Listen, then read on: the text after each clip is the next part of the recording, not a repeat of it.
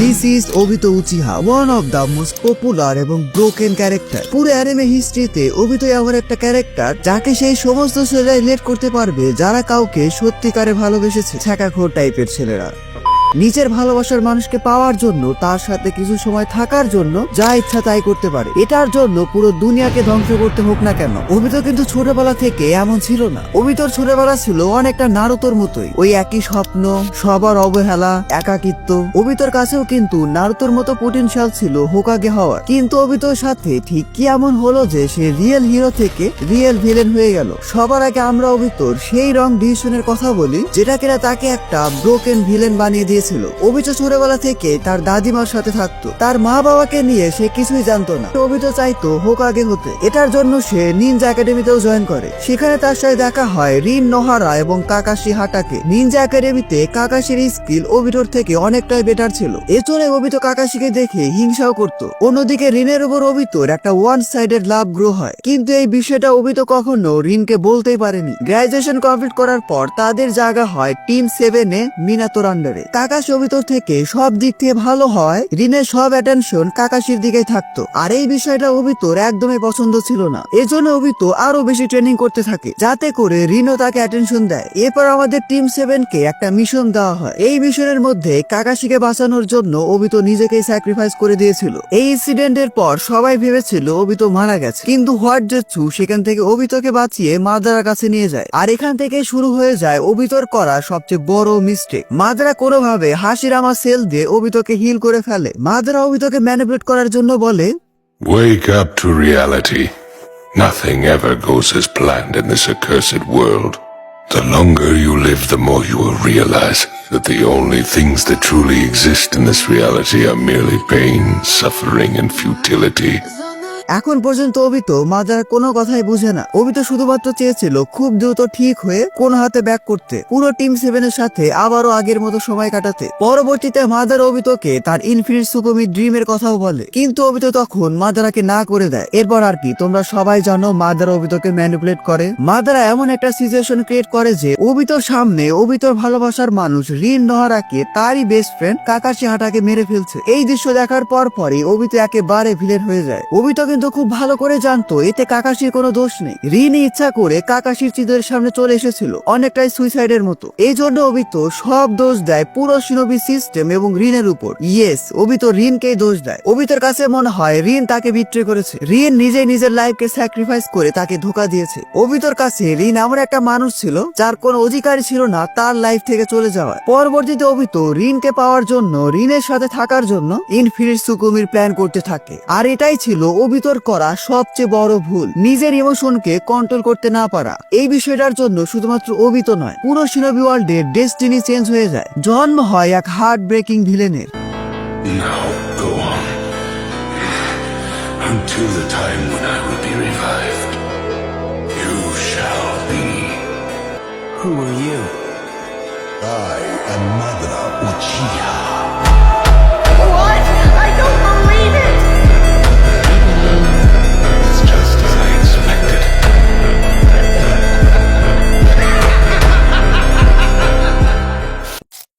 ওবিতোর কাছে রিন যে শুধুমাত্র একজন ভালোবাসার মানুষ ছিল তা কিন্তু নয়, রিন ওয়াজ হিজ এভরিথিং। মনে করো তুমি নিজেই ওবিতো, আর তোমার ইচ্ছা হলো হোকাগে হওয়ার, কিন্তু তোমার আশেপাশে কাকাশির মতো ট্যালেন্টেড এবং মাইট গায়ের মতো হার্ড ওয়ার্কিং পারসন ঘুরে বেড়াচ্ছে। Nigga wanna see me fall. তুমি তাদের সেরাটা দিয়ে চেষ্টা করছো তাদেরকে সারপাস করার, কিন্তু হচ্ছে না। মানুষজন তোমার ড্রিম নিয়ে মজা নিচ্ছে। এমন সময় তোমার সাথে এমন একজন পার্সনের পরিচয় হলো যে কিনা প্রথমবারের মতো তোমার ড্রিমকে অ্যাপ্রিসিয়েট করছে, তোমাকে সাপোর্ট দিচ্ছে। সবচেয়ে বড় কথা হলো সে একটা সুন্দরী মেয়ে। ধীরে ধীরে সে নিজেই তোমার অনুপ্রেরণা হয়ে দাঁড়ালো। যেখানে বাকি সবাই তুমি তোমার ড্রিমকে পাত্তাই দিচ্ছে না, সেখানে রিনের মতো মেয়ে তোমাকে অনুপ্রেরণা দিচ্ছে। এখন তুমি তাকে ভালোবেসে ফেলবে কি ফেলবে না? কমেন্ট বক্সে উত্তরটা এখনই জানিয়ে দাও। ওবিটোর ক্ষেত্রে ওবিটো রিনকে অনেক বেশি ভালোবেসে ফেলেছিল।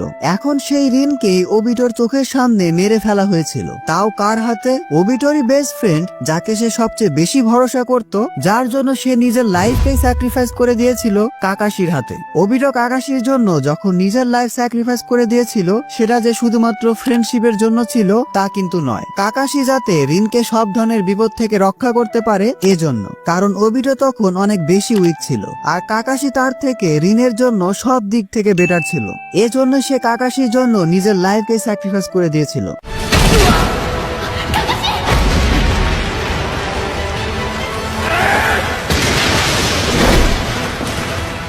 যাতে সে না পারলেও কাকাশি রিনকে রক্ষা করে। ইয়েস, ওবিটো রিনকে এতটাই ভালোবাসতো।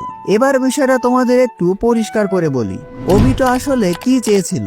ওবিটো রিনের মৃত্যুতে এত বেশি কষ্ট পেয়েছিল যে সে তার মাগেকু শারিঙ্গান অ্যাওয়েকেন করে ফেলেছিল, এটা সত্যি। কিন্তু শুধুমাত্র এটার জন্যই সে ইভিল পাথ বেছে নেয়নি, অথবা কাকাশিকে ভুল বুঝে যে সেই রিনকে মেরে ফেলেছে এটার জন্যও নয়। ওবিটো কাকাশির উপর রাগ অবশ্যই ছিল, তবে সেটার কারণ হলো রিনকে সে রক্ষা করতে পারেনি। যে কোনো সিচুয়েশনে সে রিনকে রক্ষা করবে, কিন্তু রিন এতটাই অসহায় হয়ে গিয়েছিল যে তাকে সুইসাইডের পথ বেছে নিতে হয়। কাকাশি থাকতে কেন এটা হলো? মূলত এই শিনোবি ওয়ার্ল্ড, তাদের চিন্তাধারা, যুদ্ধ বিবাদ সবকিছুকে ওবিটো একেবারে ডিস্ট্রয় করতে চেয়েছিল, কারণ ওবিটোর কাছে মনে হয়েছিল এগুলোই রিনকে মেরেছে, যেটা একদিক দিয়ে আসলেই সত্য। আর এটারই সুযোগ নেয় আমাদের ghost of the Uchiha Madara. মাদারার ওবিটোর এই দুর্বলতার সুযোগ নিয়েই তাকে ম্যানিপুলেট করে, ট্রেনিং দেয় এবং ইনফিনিট সুকুমি প্ল্যান শেয়ার করে। এমনকি ফোর্থ গ্রেড নিনজা ওয়ারের একদম শেষের দিকে আমরা জানতে পারি এগুলো সবই তার প্ল্যান ছিল। মাদারাই ওবিটোকে বুঝায় যে নর্মাল ওয়ার্ল্ডে থাকার চেয়ে ইনফিনিট সুকুমি ওয়ার্ল্ডই ভালো। এইভাবেই সে সারা জীবনের জন্য রিনের সাথে থাকতে পারবে। আর রিনের মৃত্যুতে ওবিটো এত বেশি ইমোশনাল হয়ে গিয়েছিল যে সে খুব সহজে ম্যানিপুলেটেড হয়ে যায়। সত্যি বলতে একদম ছোটবেলা থেকেই ওবিটো কাকাশির মতো অতটা চালাক বা স্মার্ট ছিল না যে মাদারার মতো মাস্টার মাইন্ডের প্ল্যান ধরে ফেলবে।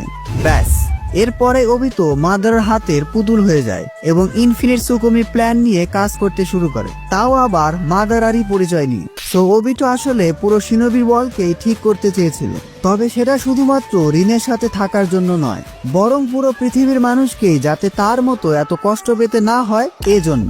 তবে তার মেথডটা ভুল ছিল। Obito was not a villain, he was just a broken hero.